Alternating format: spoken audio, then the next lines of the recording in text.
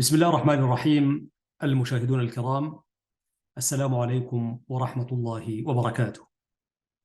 أرحب بكم أينما كنتم مشاهدين الكرام عبر هذه القناة المباركة، قناة سلام الإعلامية. أنا سعيد أن ألتقي وإياكم أسبوعيا عبر برنامج مع اللغة العربية. أقول في البدء: الحمد لله الذي هدانا لهذا، وما كنا لنهتدي لولا أن هدانا الله. وأسأل الله سبحانه وتعالى دوما أن يجمعنا وإياكم على الخير والمحبة والسلام. في الحلقة رقم 60 في برنامج مع اللغة العربية، يسرني ويسعدني جدا أن أتحدث عن شخصية إريترية وطنية مناضلة، وأسهمت أيما إسهام في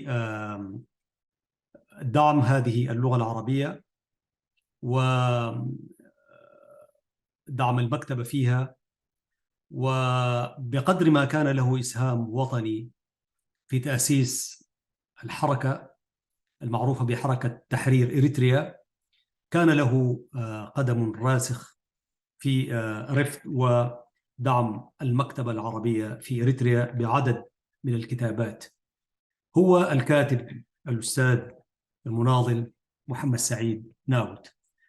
محمد سعيد ناود الحديث عنه يأخذ مناحي مختلفة. الآن نحن سنتحدث عنه في المنحى الأدبي والمنحى الثقافي الذي دعم به المكتبة العربية في إريتريا. وعندما يشار إلى تأتي سيرة هذا المواطن رحمه الله وأسكنه فسيح جناته، أستاذنا وقائدنا محمد سعيد ناود، تبرز عناوين جمة، عناوين سياسية، عناوين ثقافية، حتى عناوين فكرية. الرجل كان موسوعة في كل شيء. ولد عام 1926 وتوفي عام 2010، بعد أن سطر اسمه بأحرف من نور كما يقال في المشهد الإريتري والمشهد السوداني في ذات الوقت. فاعترافا بدوره ومكانته، نحن في هذا البرنامج مع اللغة العربية يسعدنا ويشرفنا أن نتحدث اليوم عن الكاتب المثقف السياسي مؤسس حركة تحرير إريتريا الأستاذ محمد سعيد ناود، وأسأل الله سبحانه وتعالى أن يدخله الجنة بقدر ما قدم لشعبه وأمته. محمد سعيد ناود شخصية بارزة ومعروفة في الأوساط السياسية والأوساط الثقافية والأوساط الفكرية. ودعونا الآن نقلب صفحات هذا المواطن الذي قدم ما قدم من عطاء فكري ونضالي وثقافي. محمد سعيد ناود ولد عام 1926 في إريتريا، وتوفي في إريتريا عام 2010، ويعرف بمواطن القطرين إريتريا والسودان، بل هو مؤسس وقائد حركة تحرير إريتريا، وهو أبرز الأسماء الثقافية والسياسية في إريتريا والسودان كذلك. من مؤلفاته العديدة، مؤلفاته نذكر منها قصة الاستعمار الإيطالي لإريتريا، وكذلك العروبة والإسلام في القرن الإفريقي، وكتاب إريتريا طريق الهجرات والديانات ومدخل الإسلام إلى إفريقيا، وكتاب آخر عمق العلاقات العربية الإريترية، وآخر حركة تحرير إريتريا الحقيقة والتاريخ، وكتاب آخر شخصيات ورموز إريتريا، والرواية المشهورة ويعتبر هو رائد فن الرواية في إريتريا رحلة الشتاء، وكذلك كتاب آخر شاهد على بعض عصره، والناس يقولوا شاهد على عصره. طبعا الإنسان أن يشهد على عصره هذه مسألة كبيرة، والرجل كان دقيقا وحصيفا في كتاباته، فقال: شاهد على بعض عصره. وهي أمانة فعلا. له الرحمة والمغفرة. وكذلك له كتاب من أمثال الشعوب، وكتاب آخر تاريخ الطريقة الختمية في إريتريا، وكتاب آخر صفحات هامة من تاريخنا إريتريا من عام 1941 إلى عام 1958، وكتاب آخر الاستعمار الإيطالي وممارساته في إريتريا وعموم المنطقة، وكتاب في غاية الأهمية التاريخ المشترك بين إريتريا ودول الجوار. هذا رصيد ضخم يعني لكاتب كان همه الوطن، وربما لكن رحل وفي نفسه كثير، وحاجة من عاش لا تنقضي. أنا في نهاية الحلقة إن شاء الله سأتحدث عن ذكرياتي مع هذا الكاتب الأستاذ المعلم. كان رجلا خلوقا ورجلا محترما، ورجل يعني لم تكن له خصومات على الإطلاق. يعني كان رجلا حقيقة، رجلا متصالحا ورجلا سمحا. إذا تحدث يعني أبهرك بالحديث، وإذا صمت فهو المتأمل، وإذا كتب طبعا ذلك هو الأستاذ محمد سعيد ناود. فمشاهدي الكرام، تقول السيرة الذاتية، طبعا الناس الذين كتبوا عن الأستاذ محمد سعيد ناود هم كثر، ولكن يأتي الصحفي الشاعر الناقد محمد جميل أحمد السوداني البجاوي أكثر الذين كتبوا بحميمية وبصدق، وتحدث عن الرجل ورصد له حركته السياسية والثقافية. وقد وجدت في كتابته، وأحيي من هنا زميلنا وأستاذنا محمد جميل أحمد حيث يقيم بالمملكة العربية السعودية، وجدت في كتاباته يعني صدق الكتابة وعمق الفكرة، وفي نفس الوقت أدى الرجل ما يستحق من كتابه واحتفاء وتقدير. يعني هذا لا يعني الآخرون الذين كتبوا لم يكونوا بذلك المستوى، ولكن هذا الذي وقفت عنده. فنحن نستسمح أستاذنا الشاعر الناقد الصحفي أستاذنا جميل، وهو جميل كاسمه محمد جميل أحمد، استسمحوا أنه نقرأ ما كتبه بعد أيام من وفاته، من وفاة أستاذنا محمد سعيد ناود. وقد توفي أعتقد يعني في شهر أكتوبر رحمة الله عليه في العام المذكور 2010. يقول الأستاذ محمد جميل: رحل الكاتب والروائي الإريتري محمد سعيد ناود في العاصمة الإريترية أسمرة، ولأن حياة الفقيد لم تكن عادية في الظروف التي شهدتها المنطقة العربية والسودان في النصف الثاني من القرن العشرين، وما صاحبها من تحولات شهدت نضالات كثيفة في المنطقة ضد الاستعمارين الفرنسي والإنجليزي، فإنما طبع مسيرة حياته بعد ذلك لعقود طويلة كان انعكاسا لتلك التحولات وصدى لمفاعيلها في المحيط السياسي والثقافي الذي انخرط فيه الفقيد ناود. محمد سعيد ناود الذي انخرط مبكرا في حركة اليسار في مدينة بور سودان الساحلية أوائل الخمسينيات من القرن العشرين، ظل باستمرار منفعلا بالزخم الذي اتسمت به تلك الحركة وحزبها الذي كان من أقوى الأحزاب اليسارية في المنطقة العربية وإفريقيا، فكان في شبابه الأول عضوا في الجبهة المعادية للاستعمار، وشهد نشاطه الطلابي في ذلك الوقت حراكا من أجل استقلال السودان. ولأن حركة اليسار العالمي في ذلك الوقت كانت تعج بالنضال الأممي عبر بعض الأيقونات التي ألهمت مناضلي العالم الثالث، لا سيما أيقونة جيفارا الذي شهد نضاله الأممي انزياحا في مختلف الدول، ابتداء من من كوبا، ومرورا بالكونغو، وانتهاء ببوليفيا.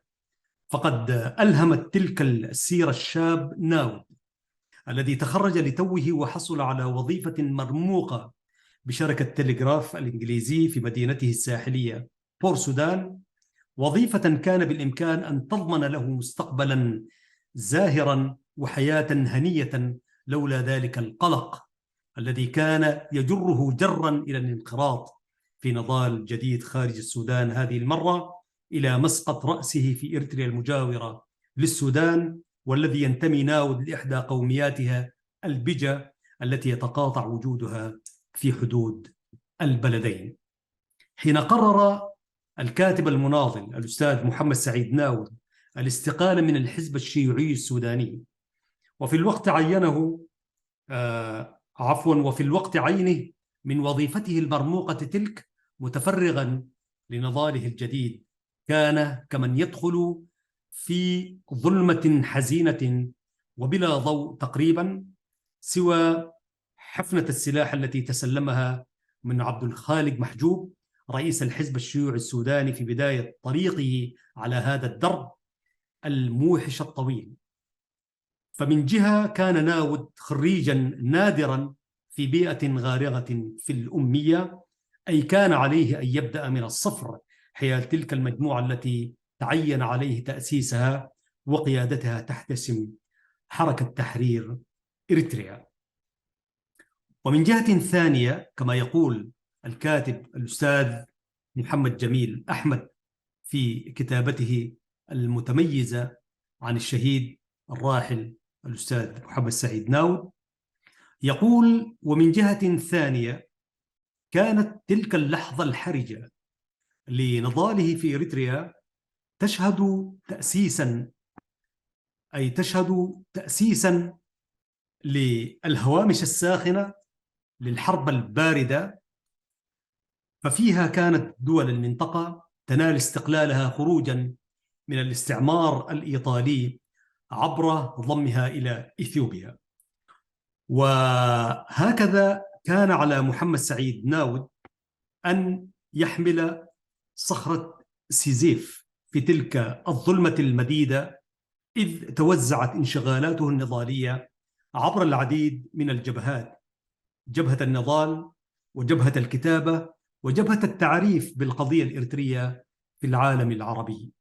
ففي مثل تلك الظروف التي ألهمته الشروع في جهد استثنائي، كان ناود يختبر تجربة متعددة المستويات ويتحدى ظروفا بالغة السوء لا تقف عند التناقضات التي كانت تنفجر في كل خطوة جديدة تتماس مع تلك البيئة.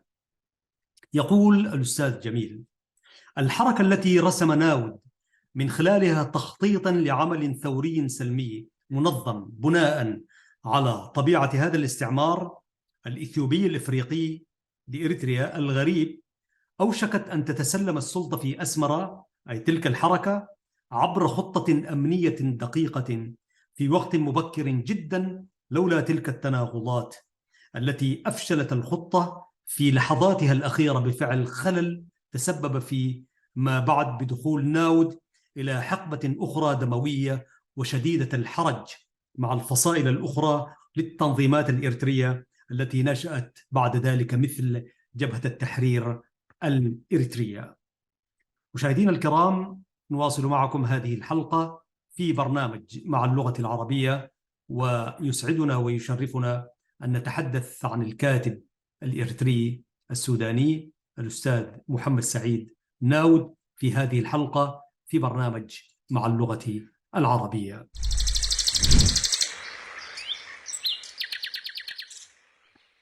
عزيزي المشاهد وعزيزتي المشاهدة، يقول الأستاذ محمد جميل في مقالته التي كتبها عن الأستاذ ناود: وعندما كتب محمد سعيد ناود ميثاق حركته في مسقط رأسه بقرية ماريت في منطقة رورا حباب من الساحل الإريتري، لم يكن يحسب أن التماس مع حركات النضال الأخرى التي نشأت بعد حركته يمكن أن يفضي إلى إحداث أو أحداث دموية فيما جرى من تصفيات لفصيل مسلح من حركته على يد جبهة التحرير الإريترية بحجة أن ساحة النضال لا تحتمل سوى تنظيم واحد ضمن حجج أخرى، فتح عينيه مبكرا على خطورة الطاقة التدميرية لأيديولوجيا الشعارات، هو الذي كان يحمل بين جنبيه نقاء وحساسية تجاه قضية لم يحسب يوما أن العمل من أجلها يمكن أن يفضي إلى تناحر بين رفاق السلاح. ففي بداية السبعينيات الميلادية التقى المناضل الراحل الكاتب الأستاذ محمد سعيد ناود رفيقه المناضل الكبير الزعيم عثمان صالح سبة، وللقاء قصة أخرى على مستوى الكتابة والنضال من داخل العمق الإمبراطوري لإثيوبيا كما يقول الأستاذ جميل. ففيها كان ناود ينطلق من العمق السوداني. كان سبة ابن مصوع الذي درس في جامعة أديس أبابا بإثيوبيا يعكس تجربة أخرى لضرورة النضال ضد إثيوبيا. وهكذا تم تأسيس تنظيم قوات التحرير الشعبية أوائل السبعينيات الميلادية بقيادة الزعيم الوطني الشهيد عثمان صالح سبة.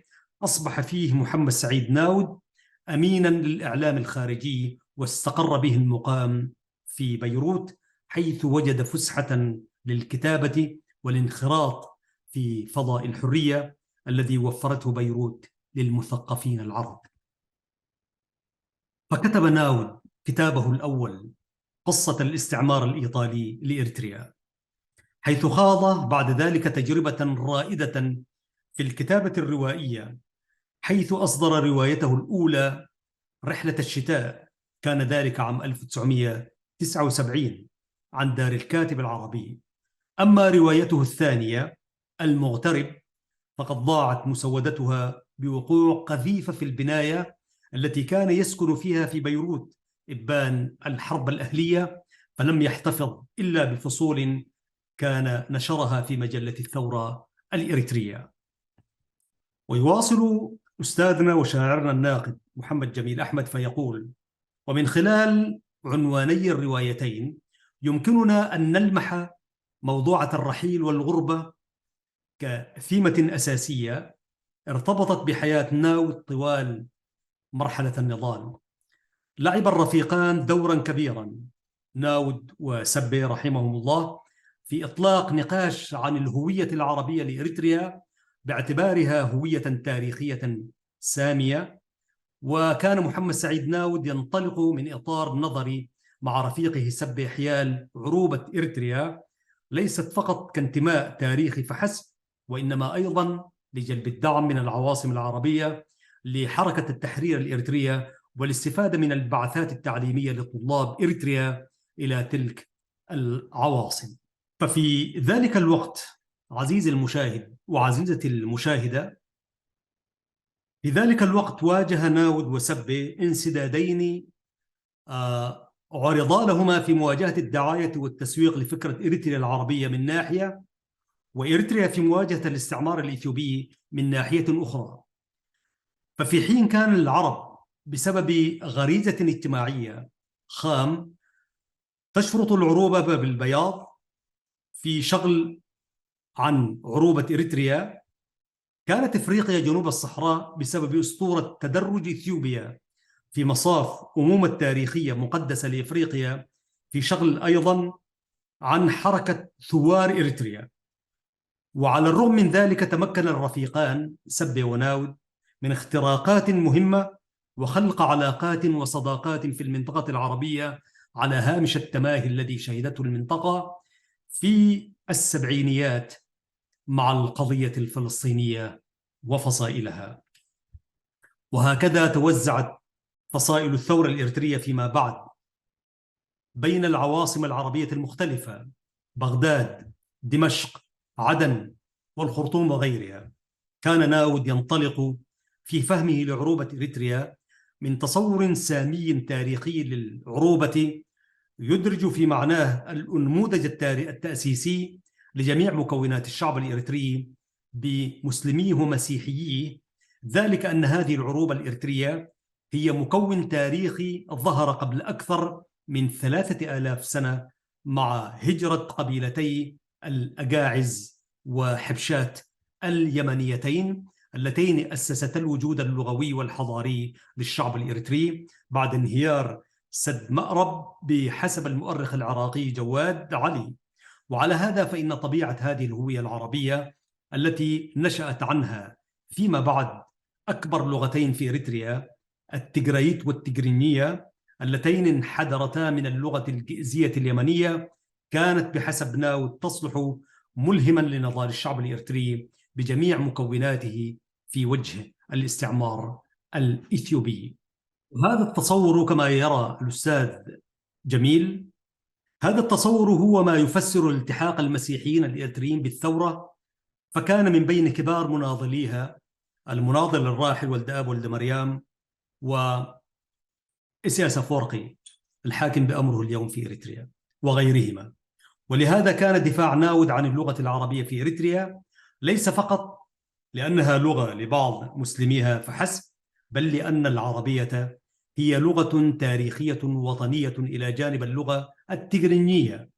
وتحت ضغط هذه الأفكار كتب ناود كتابه المعروف الإسلام والعروبة بالقرن الإفريقي.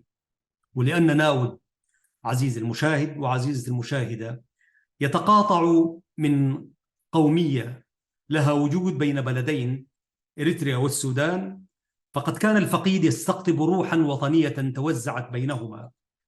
لم يكن يشعر بتناقضات على الحدود التي كانت تمنحه دائما إحساسا بالامتداد الحميم، فقد كان الرجل سودانيا عرف كيف يجعل من هويته السودانية سببا لنضاله في إريتريا. لقد ألهمته تجربة النضال في السودان ضمن الجبهة المعادية للاستعمار، ألهمته الرغبة في الانتقال بذلك النضال إلى وطنه الآخر إريتريا. فناود الذي أطلق اسم عازة على ابنته البكر تماهيا مع الاسم الذي استلهمه السودانيون رمزا وطنيا للسودان إبان الحركة الوطنية ضد الاستعمار البريطاني، كان يملك أي ناود إحساسا متقدما بالمصير الواحد للسودان وإريتريا ضمن شعوب القرن الإفريقي الأخرى. ذلك أن حيثيات كثيرة أدركها الفقيد ناود وراهن عليها ببصيرة، عرفت أن ما يجذب السودان إلى القرن الإفريقي ربما كان أكثر قربا من جواره العربي، وهو ما تحقق أقله على صعيد الغناء الذي جعل من فنان السودان الكبير محمد وردي أيقونة فنية ملهمة لشعوب القرن الإفريقي. وقد ألهم ناود أصدقائه السودانيين العمق الحي لتلك العلاقة عبر صداقات نشأت على هامش النضال في الخرطوم والعواصم العربية الأخرى. كان من ضمنهم المفكر السوداني الراحل محمد أبو القاسم حاج حمد الذي قدم دراسات معمقة حول الإمكانات الاستراتيجية لشعوب القرن الإفريقي. أيها المشاهدون الكرام، لازلتم مع حلقة في برنامج مع اللغة العربية، واليوم نسعد أن نتحدث عن أستاذنا والمناضل والكاتب الأستاذ محمد سعيد ناود من قناة سلام الإعلامية. نستعرض المقالة التي كتبها أو الدراسة خلينا نقول الأستاذ محمد جميل أحمد عنه بعد رحيله بأيام. يقول جميل: فلم يكن صاحب عالمية الإسلام الثانية صديقا للثورة الإريترية، أي أبو القاسم حاج حمد لم يكن صديقا للثورة الإريترية فحسب، بل كان من الرواد التاريخيين لفكرة القرن الإفريقي على الصعيد المعرفي وما يمكن أن تمنحه لتلك الشعوب المتجانسة من تقدم وازدهار إذا عرفت كيف تستخدم وتحدق في القيم الإيجابية المشتركة التي تجمع بينها. كما ألهم ناود صديقه الصحفي السوداني الراحل سيد أحمد خليفة الذي كان نصيرا للثورة الإريترية، لم يكن مسار النضال وخطه البياني في حياة محمد سعيد ناود متناسبا مع طاقته الفكرية والمعرفية من ناحية، وتجرده الأخلاقي من ناحية أخرى. فأجواء النضال التي انعكست أحيانا في الانقسامات التي طاولت الفصائل الإريترية وما اتصل بها من تنافس على المكاسب ومواقع القيادة عبر أدوات وأساليب مختلفة، جعلته دائما يختار منطقة الظل القيادي ليعمل من هناك بعيدا عن كل ما يمكن أن يلوث تاريخه النضالي، فترك سيرة نظيفة حتى عند من يختلفون معه من دون أن يفقدوا احترامهم له. فقد كان الرجل في نضاله يقارب نقاء ثوريا نادرا تعذر إدراكه كقيمة أخلاقية في ملابسات الحراك السياسي بكل تناقضاته وحالاته الحزبية المأزومة في تلك الفترة. أيها المشاهدون الكرام، لحظات فاصل قصير ونعود لنكمل ما خطه الأستاذ جميل عن الراحل المقيم الأستاذ ناود، فكونوا معنا أيها الإخوة المشاهدون.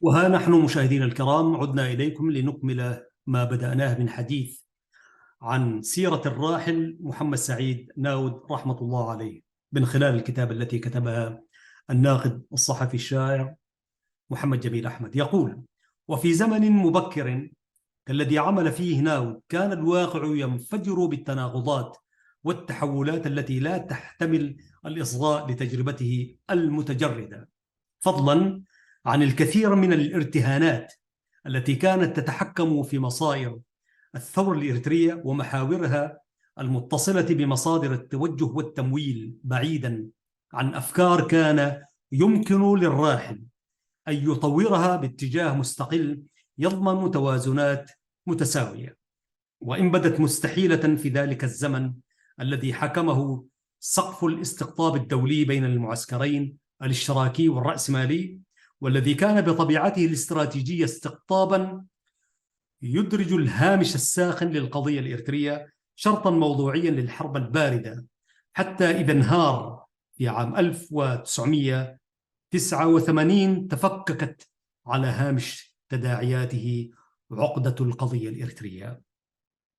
يواصل فيقول: ومع استقلال إريتريا عام 1991 عاد ناود ليستقر في أسمرة ويرتاح من رحلة نضال دامت أكثر من 30 عاما، ومن دون أي رغبة في منصب أو مكانة سوى رغبته الأولى والأخيرة في الكتابة والتدوين والتوثيق.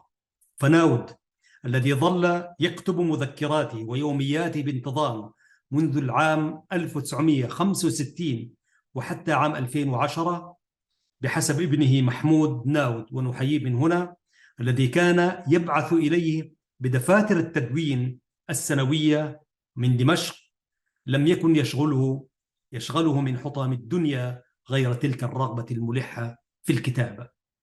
وهكذا أصدر ناود كتابه الضخم حركة تحرير إريتريا الحقيقة والتاريخ في 600 صفحة، شهادة نادرة على توثيق وتدوين تجربة النضال للأجيال القادمة من أبناء الشعب الإريتري.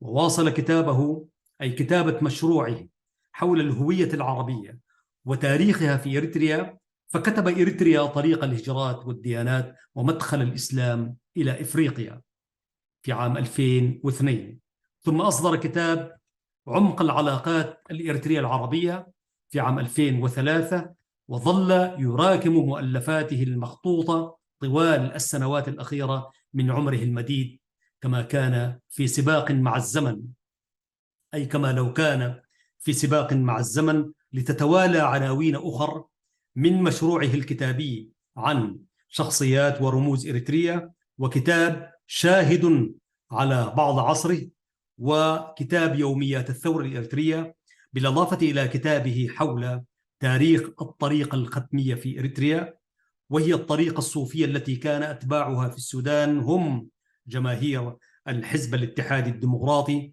أحد أكبر الأحزاب التقليدية بزعامة محمد عثمان المرغني. وأنا أقول أيضا كان لهذه الطريقة الختمية الدور الرائد والأساسي في تأسيس الرابطة الإسلامية في مدينة كرم. أعود إلى مقالة أستاذنا محمد جميل، يقول: وحين نتساءل اليوم عن استعادة لمشروع ناود سنعثر على موضوعات لا تزال قابلة لإعادة تعريف مشروعه على الرغم من التعتيم الذي ضرب حوله من جهات مختلفة. فمن جهة لا يمكن لناود الذي شكل ريادة تاريخية للنضال الإريتري أن يغيب، لأن حدث استقلال إريتريا لا يزال طازجا كما يرى الأستاذ جميل. ومن جهة ثانية إن المشروع المعرفي للهوية الإريترية الذي كتبه ناود لا يزال مفتوحا على الأفق الوطني الذي أراده له. أنا يعني لا يسعنا إلا أن نشكر أستاذنا محمد جميل أحمد، الكاتب الصحفي الناقد المقيم بالمملكة العربية السعودية، على هذه الكتابة القيمة الجيدة. ونسأل الله أن يجزيك أستاذ جميل كل خير على ما كتبت عن ناود، وكأنك عشت معه، ولكن طبعا المعايشة لها أشكال مختلفة، وأنت رجل كاتب ناقد وشاعر في نفس الوقت. مشاهدي الكرام، قبل أن أدخل إلى ما تبقى في الجزء الأخير من هذه الحلقة، وهي حتكون تكملة لسيرة الكاتب المناضل المثقف محمد سعيد ناود، أنا قرأت من مادة مكتوبة للصحافة يعني، والكتابة للصحافة شيء، والكتابة للإذاعة شيء، والكتابة للتلفزيون شيء آخر. ولكن نحن في هذه الحالة الاستثنائية نكتب نقرأ في التلفزيون كما تشاهدون ما كتب للصحافة، وأحيانا نقرأ ما كتب للإذاعة. أحيانا تكون يعني يعني هنات وتصحيف وتحريف يعني للكلمة، نحاول أن ندخلها في قالبها التلفزيوني الإذاعي، فأعذرونا على ذلك. والعذر الأكبر أنا أطلب السماح من أستاذنا محمد جميل إذا تلعثمنا هنا وهناك أثناء القراءة، فهو العليم الخبير أنه ما كتب للصحافة قد يكون من الصعب قراءته قراءة صحيحة 100%، ولكن هذا هو جهد المقل. مشاهدي الكرام، والأستاذ ناود عفوا الأستاذ محمد جميل هو غزير الكتابة في ناود الراحل المقيم. أيضا بعد فترة كتب تحت عنوان ناود سيرة لن تغيب،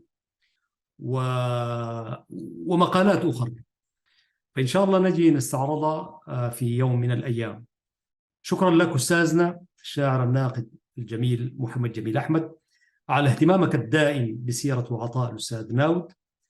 وفي ختام هذه الحلقة مشاهدي الكرام، دعوني أحكي لكم مما عايشته مع أستاذنا ناود، ذلك بعد فاصل قصير، وأرجو أن تبقوا معنا لمتابعة ما تبقى من هذه الحلقة.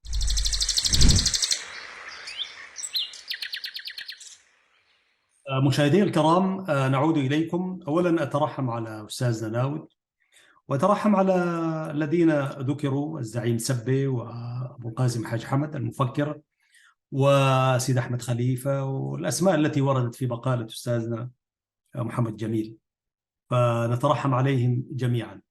الآن سيداتي سادتي أحكي بعض الذكريات مع أستاذنا ناود. طبعا كنا سعيدين الحظ، ما في شك أنه أن تلاقي وتقابل ولو ليوم واحد مثل هذا الكاتب المتواضع جدا، الذي لا يتحدث، والرجل البسيط، الرجل اللي بتتوفر فيه كل سمة الرجل القائد يعني. فكانت سانحة ما بعدها سانحة، ما في شك. التقيت في أكثر من مقابلة، لكنها لم تكن بذلك الحجم وتلك مأساة يعني كان بالإمكان أن نجلس مع الأستاذ ناود ونتحدث بعناوين كثيرة يعني. لكن لأن الرجل لأسباب عدة، أولا ما كان الرجل يحب الظهور على الإعلام كثيرا، وإذا ما طلبت منه مقابلة لا يستجيب بشكل مباشر كما يستجيب كثيرون. هذه واحدة. الشيء الآخر أيضا المجموعة الحاكمة لحاجة في نفسها، يعني برضو هي ساهمت بقدر إلى حد ما أن لا يكون هو في الأماكن التي يمكن أن تتلقفه وسائل الإعلام من هنا وهناك، حيث قضى أعواما خارج العاصمة الإريترية أسمرة. بل يعني ما نقول يعني أنه هو من أبناء كل المناطق في إريتريا، لكن أعتقد إن لم أكن مخطئا فقد عينه النظام، المجموعة الحاكمة، حاكما للإقليم، إقليم الساحل. وفي إقليم الساحل طبعا ما يعني تلك المنطقة التي لم تجد حظها ولم تكحل عيونها باستحقاقات الاستقلال. ولذلك أنا في واحدة من القصيدة قلت: فيا معصوبة العينين إني هائم فيك، ويا معصوبة الأقدار إني يعني في على محرابها نصلي. فإن شاء الله يوم كده أجي أقرأها لكم. فنقفة والساحل كله الذي دفع الثمن والفاتورة الغالية للتنظيم الذي حكم البلد ولا يزال حتى اليوم، لكن الساحل لم يجد حظه ولم يجد ذلك الإحسان الذي كان ينبغي أن يكون. كان صحيح البلد كله دفعت فاتورة هذه الفوضى العارمة، ولكن الساحل دفع فاتورة باهظة غالية. فبين بين قوسين رمي الأستاذ ناود، وهو ذلك الجبل الأشم المثقف العارف الكادر المؤهل، رمي به في جبال الساحل. يعني مكث هناك كحاكم الإقليم، ولم تتوفر في ذلك الإقليم أدنى متطلبات أو عمل أن ينجح فيه الإنسان. فكان يعني كان كأنه منفى. أنا في تصوري، مع كل احترامي لتاريخ الساحل كتبنا له شعرا وغنينا له كمان من أغانينا. وأكثر منطقة أنا زرتها هي منطقة الساحل في إريتريا، حيث الاستفتاء يعني أكثر منطقة زرتها، ولذلك لها في قلبي ذلك الحب الذي لا ينضب. ولكن يعني وجود أن يعني بكل ثقافته، بكل تاريخه، بكل ثقل السياسي، أن تضعه في منطقة بعيدة كحاكم لغيب الساحل، إن لم أكن مخطئا ذلك كان إبعاد. لهذا السبب وغيره لم يكن ناود، يعني حتى إذا ما رجعنا إلى وسائل الإعلام في أرشيفها، الإذاعة والتلفزيون والصحافة، قد لا تجد لناود مقابلات إلا ما كان يخطه هو، وكان كثير النشر في إريتريا الحديثة ما في شك. لكن من حيث التوثيق والمقابلات والحديث عن تاريخه وما إلى ذلك، أعتقد الإرشيف الإريتري إعلاما يعني لا يحفظ الكثير من ذلك. فكنا سعيدي الحظ أن نلتقي ونتعرف ونتحدث إليه. كان رجلا بشوشا، كان رجلا وديعا، كان يعني أخلاقا يمشي في الأرض بأمانة، متواضع جدا. وكانت له في منذ وقت مبكر كانت له سيارة، والله أتذكر سيارته كذا مرة يعني حملنا عليها، يعني تكرم بي يعني كذا مرة ونحن نطلع الجبل. أنا كذا مرة ركبت معه في سيارته، وما تجلس معه وإلا البشاشة والوجه الطلق، يعني يتبدى، لا تلقاه زعلان ولا هكذا بتاع، يتبسم ويقول كلاما طبعا مرتب، يعني لا يتكلم كثير، وصوته الهادئ وفيه بحة جميلة يعني، وينضح بالفكر والثقافة والمعرفة والتاريخ. يعني هذا ناود الذي يعني عشت معه وتحدثنا وإياه كثير. كان طبعا ناود مما يعني يجب ذكره، كان رجلا أنيقا مع أناقة فكره وثقافته وغزارته في الإنتاج. كان إذا لبس ذلك الثوب التقليدي، الجلابية والعراق والعمة كما شاهدتموه، يعني كان رجلا أنيقا يعني. وإذا لبس الزي الفرنجي يعني الغربي، بدلة وكرافاتة، والله هو منسق كامل يعني. يعني التناسق بتاعت ألوان فعلا يوحي على أنه هذا الرجل رجل جميل من داخله جمال وخارجه جمال. والأستاذ ناود يمكن أن يقعد بالساعات ولا يتحدث، لا يتحدث، يعني يمكن أن يستمع لك لساعات. وفي نفس الوقت وإذا ما بدأ يتحدث فهو يعني هادئ في حديثه ويعبر عن أفكاره وكأنه يكتب، يعني كأنه يكتب.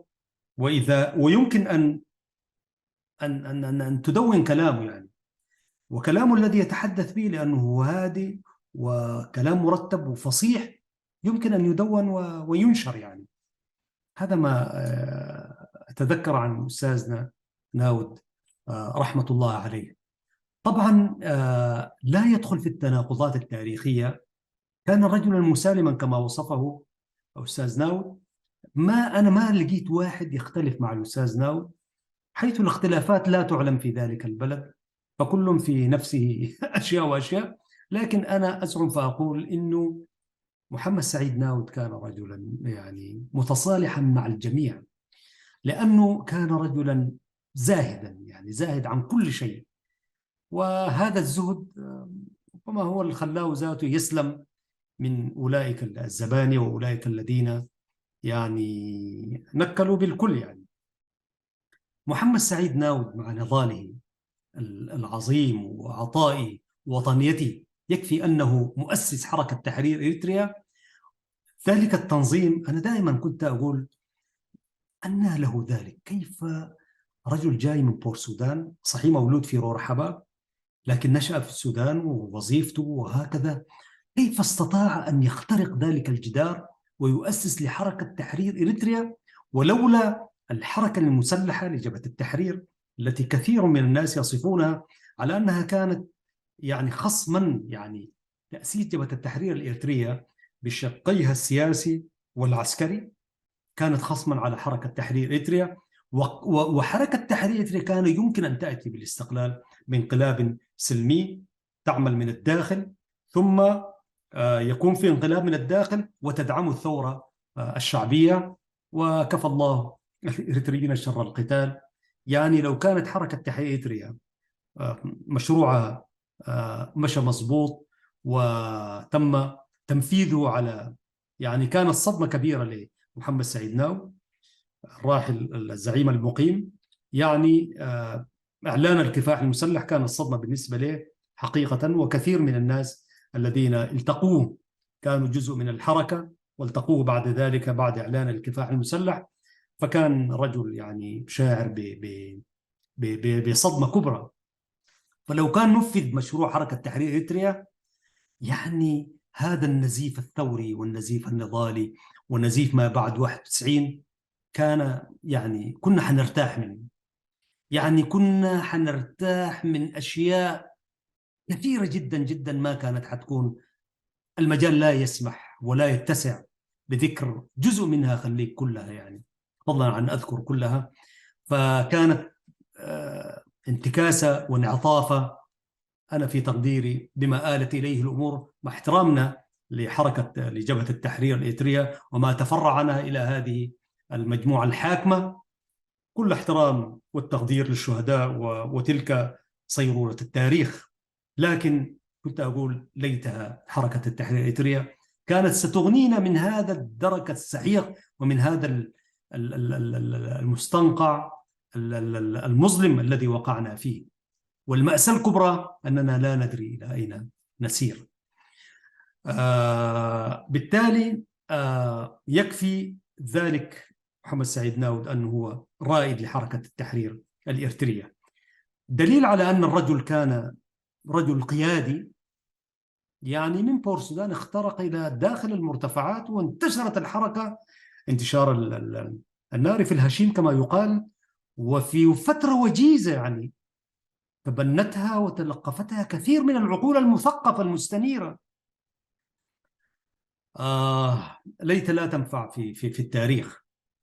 ولذلك بتلك الزعامة كثر من الناس يقول لك ناود، حتى الذين لم يلتقوه كانوا أعضاء في الخلايا السباعية لحركة تحرير إريتريا في المرتفعات وفي المنخفضات وخارج، يعني كان يعني انتشار، يعني انتشار مشهود يعني. فكان بإمكان هذا الرجل لو أتيحت له الفرصة السياسية الكاملة بعد أن عاد إلى الوطن مع المجموعة التي عادت، كان يمكن أن يكون له دور.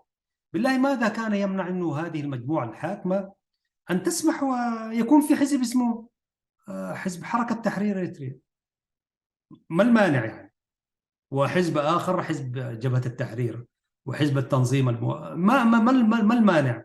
وكل يعمل على شاكلته، وبعدين الناس حيكون. ودائما الحزب المنتصر وتحت أياديه الاقتصاد والسياسة والإعلام وكذا هو الذي كان سيسير. وكان برضو نكفي الشعب الإريتري هذا الانزلاق وهذا الدرك السحيق الذي وقعنا فيه. عموما لم تتح للرجل تلك البوابات، والرجل كان زاهدا وكفاه من ذلك الاستقلال، تلك التي استطاع أن يحقق بها شيء مما كان يحلم به الزعيم ناو. أنا في خواتيم هذه الحلقة فيما تبقى من دقائق سأذكر موقفا دار بيني وبين الزعيم ناو رحمة الله عليه أثناء اندلاع الحرب في بادمة، يعني حرب بادمة بين إثيوبيا وإريتريا. واحتدام المعارك في ذلك الوقت، فأعلنت الحكومة الإثيوبية أن كل الأجواء الإريترية هي هدف للطائرات والأسلحة الثقيلة يعني. وبالتالي وكأنها حذرت أنه ما فيش طائرة تحلق، والبلد يعني حرب مكشوفة وحرب معلنة يعني. وقد تمكن الطيران الإثيوبي مع الأسف الشديد من ضرب كثير من المدن الإريترية، وطائرات الإريترية برضو ضربت مناطق، لكن كثير من المدن الإريترية طالها الطيران الإثيوبي.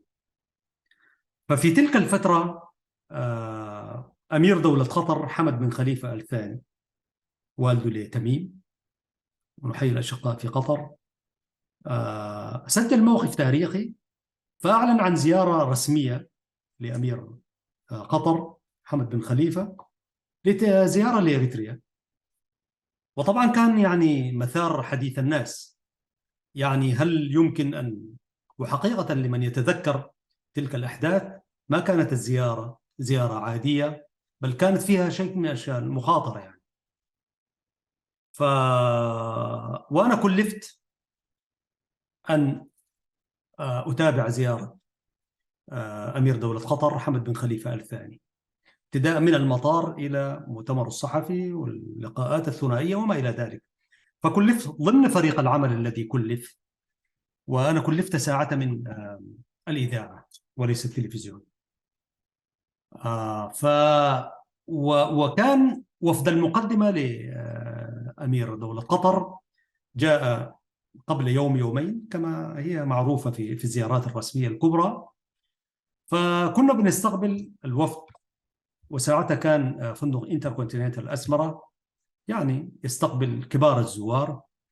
فكنت أنا هناك، وكان سعادة الدبلوماسي العزيز الأمين نافع، أنا أحيي من هنا، كان مكلف هو من الخارجية من قسم البروتوكول إذا صحت العبارة، المهم من وزارة الخارجية. فله التحية، هو معنا هنا في أستراليا. فكنا نتبادل الحديث، وطبعا يعني نترقب زيارة، والحرب مشتعلة هنا وهناك. ونحن مرة قاعدين في جلوسا في انتركونتيننتال، فأوحى لي وأنا أسلم للتاريخ يعني، ليس كما يروج أولئك المرجفون والنطيح وما ترك السبع، يعني سواء كان داخل البلد أو غيره.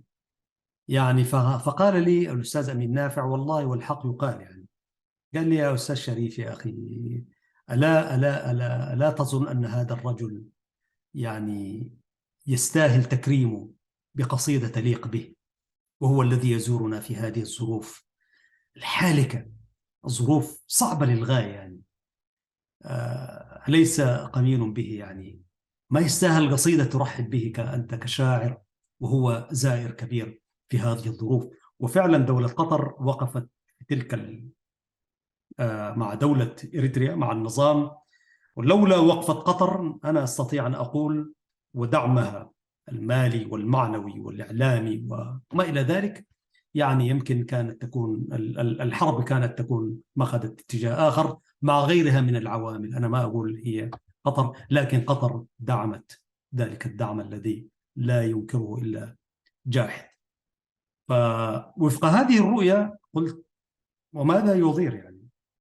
بل أنا مما يشرفني أن أكتب قصيدة عن هذا الزائر الكبير للبلاد. يعني لكن قلت له حقيقة، والحق يقال، وأنا يمكن لأول مرة أتحدث عنها في التلفزيون. يعني فقلت له: يا أستاذ أمين، وإذا ما سئلت بعد أن أقرأ القصيدة.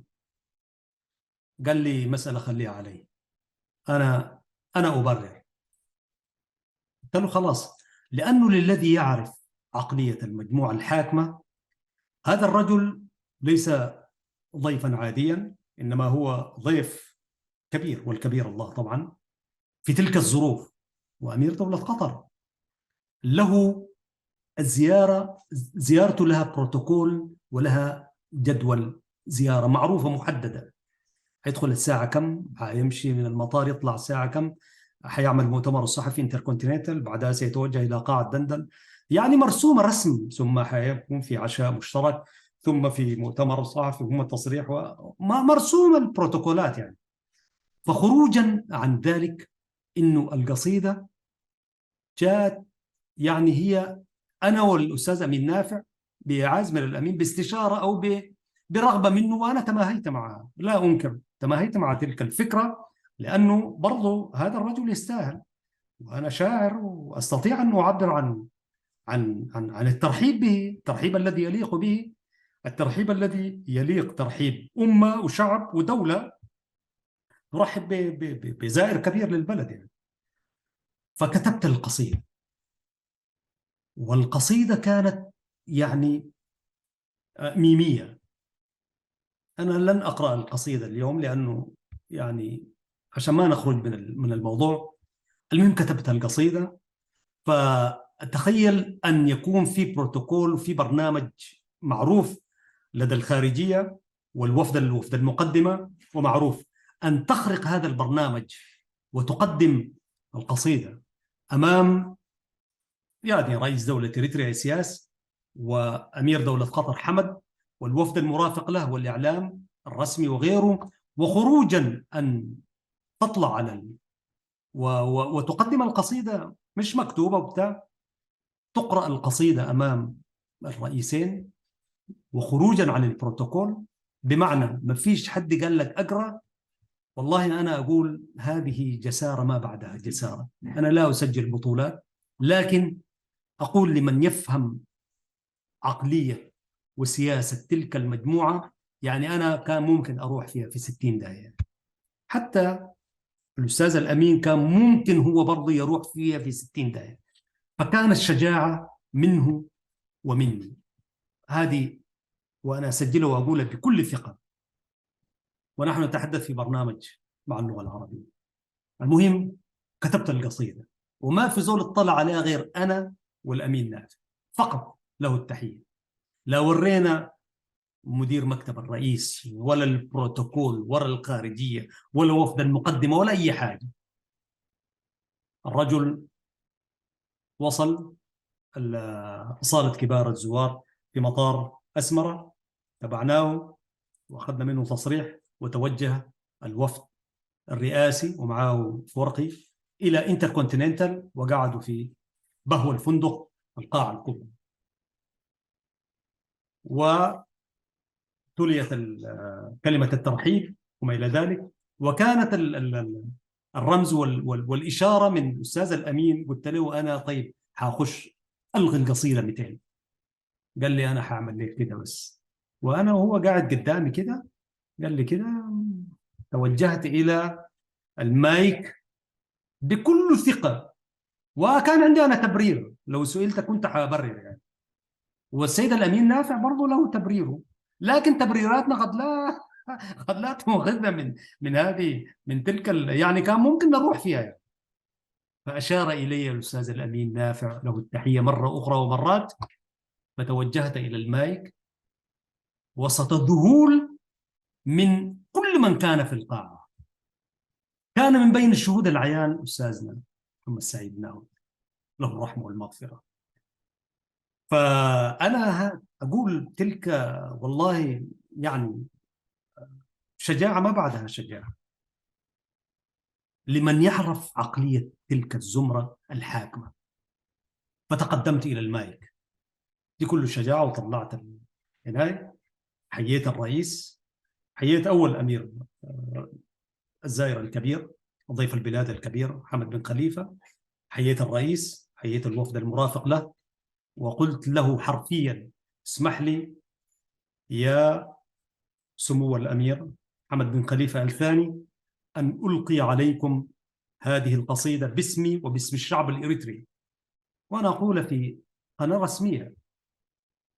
وبديت.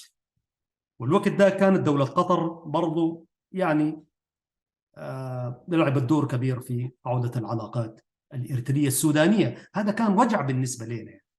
جزء مننا يعني محرومين منه يعني، وجزء لا يتجزأ مننا يعني، ونحن امتداد كما آخرون امتداد يعني. فكانت هذه برضو واحدة من المحاور التي يعني أشكر فيها دولة قطر أنها أعادت لقمة العلاقات بين إريتريا والسودان. كانت أيضا من الأفكار التي تطرقت إليها، أولا أشدت بوقفة الكبرى مع إريتريا في أزمتها السياسية والعسكرية، وأشدت بموقف قطر شعبا وحكومة وأميرا وكل التاريخ. ثم تطرقت برضو إلى الرؤية الإعلامية الموجودة في قناة الجزيرة: يكفي الجزيرة منبرا من فكركم ولنا فيما تقضي العقل والإعلام. هذه واحدة من الأبيات اللي أذكرها يعني. يكفي الجزيرة منبرا من فكركم ولنا فيما تقضي العقل والإعلام، وهكذا يعني. وختمت القصيدة وقريتها، لم تكن قصيدة طويلة، كان فيها 25 بيت ولا حاجة كده أو 30 بيت إذا طال. المهم، فختمت القصيدة وقلت له: واسمح لي سمو الأمير أن أقدم لك هذه القصيدة هدية مني ومن الشعب الإريتري. وسريت وذهبت إليه وكل شمم وأنف وعزة يعني. ليس كما يتحدث عنه يعني استجداء وما الاستجداء لا يكون هكذا. أيها الناس، أنا أمام الملأ والكاميرا مسجلة ومنقول يعني، ما كان على الهواء، لكن كل الكاميرا هو الحشد. البلد كلها أعيان موجودين والأمير وحاشيته موجودين. ذهبت إليه وبكل شجاعة سلمت عليه ودخلت القصيدة في ظرف، سلمت على سمو الأمير وسلمت على الرئيس سياسة فورقي. تحية رجل شاعر يعني رحب به باسم الشعب. عليك الله، دي ما رجوله وبطوله. والله انا اشكر الله سبحانه وتعالى واشكر الاخ الامين انه اداني هذا الموقف انا اتحدث عنه اليوم. ورجعت طبعا وسط ذهول بروتوكول. شنو ده؟ وفي عرف الشعبيه ما موجود الكلام. مهم خرجنا من القاعه، الرجل الوحيد الذي لحقني هو الشهيد الاستاذ محمد سعيد ناود رحمه الله عليه. ذهبت إلى، ما كان عندي سيارة ساعتها والحمد لله، موتور سايكل. قبل ما أدور الموتور سايكل لحقنا الأستاذ محمد سعيد ناود. قال لي: يا أستاذ شريف، والله والحق يقال، أحييك وأهنيك على شجاعتك وجسارتك أن تلقي قصيدة عربية عصماء أمام سمو الأمير. قال لي: يا أستاذ شريف، والله والحق يقال، أكدت عروبة إريتريا بأن تلقي قصيدة عصماء في زيارة أمير قطر وتلقيها بذلك. قال لي بذلك أكدت، هو الذي كتب عن، يعني هو يتماهى مع صدقه مع نفسه. فقال لي يا شريف أكدت عروبة إريتريا، وقال لي وما تبقى من هلامات وشعارات وكده بتاع، وكأنه يشير إلى التعدد ما عارف اللغة الأم وكده بتاع. قال لي كل هذيك شلت وقفلتها في فريزر 100 سنة لقدام. هذه العبارة التي قالها لي، قفلتها في فريزر وقال لي غايته أنا أسأل الله ربنا يحفظك ويكفيك شر هذه الخطوة. لكن قال لي يعني أنت رفعت راسنا وأكدت عروبة إريتريا. قلت له والله بارك الله فيك، والله هذه شهادة أعتز بها. فأنا أقول لأولئك الذين يقولون نتيجة لأشياء في دواخلهم كان وكان بتاع، أقول شهادة الأستاذ ناو تكفيني شرفا وعزة ومكانة.